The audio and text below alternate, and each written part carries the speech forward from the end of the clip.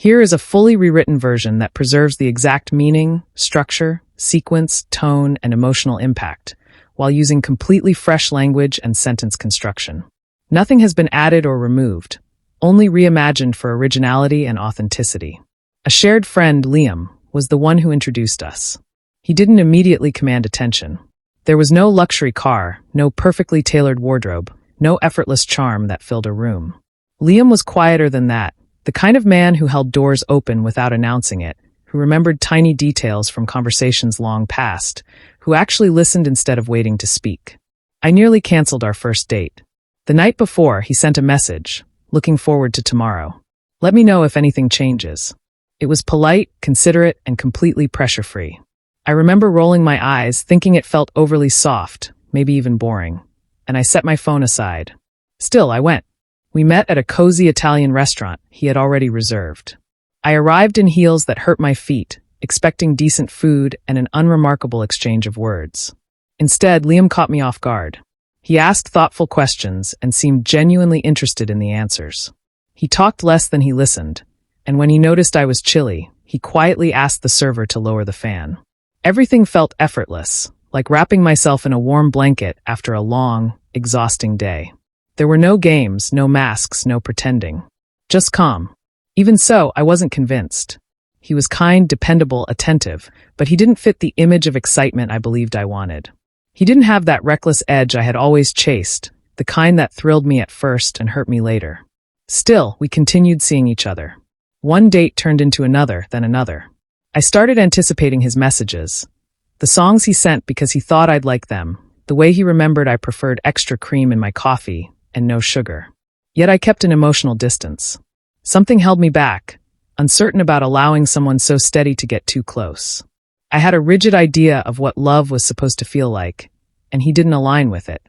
One evening, he chose a rooftop restaurant overlooking the city, lights shimmering below us and soft music floating in the air.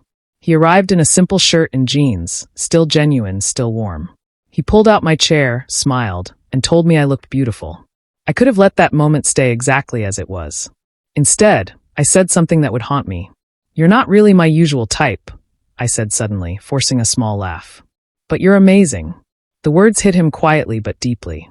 His expression softened, and the light in his eyes dimmed, like a flame slowly fading. He hesitated, then nodded with a restrained smile. "I understand," he said.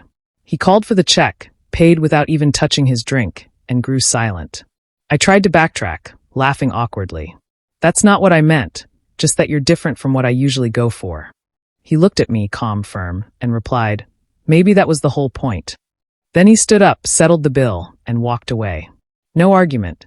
No scene. Just a quiet exit, his glass still half full on the table. I sat there stunned, humiliated, unsure of what had just happened. I told myself he was being overly sensitive, that I'd simply been honest. But when I got home, I realized he had erased me entirely.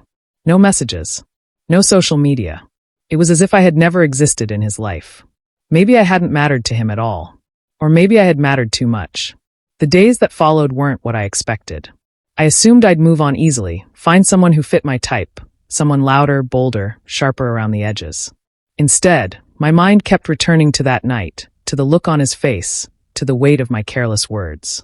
I thought about how fully he showed up, with intention, with effort, and how I had kept him at a distance. Slowly, a painful realization settled in. I hadn't pushed him away because he wasn't enough.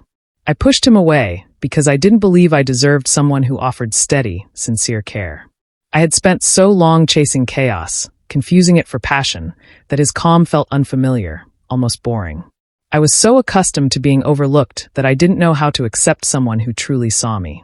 He wasn't my type because my type was heartbreak disguised as excitement, people I had to chase just to feel worthy. Liam was grounded, present, real, and I didn't know how to handle that.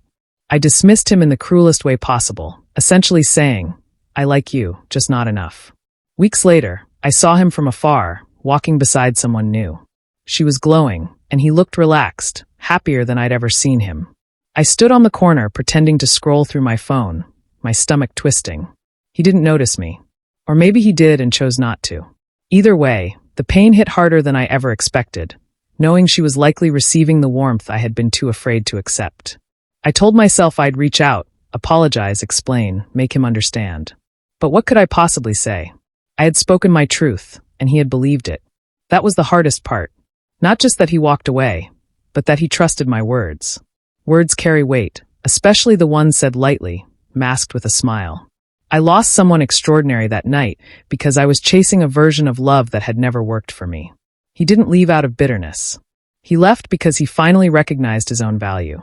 I didn't just lose him. I showed him he deserved better. And now he's gone.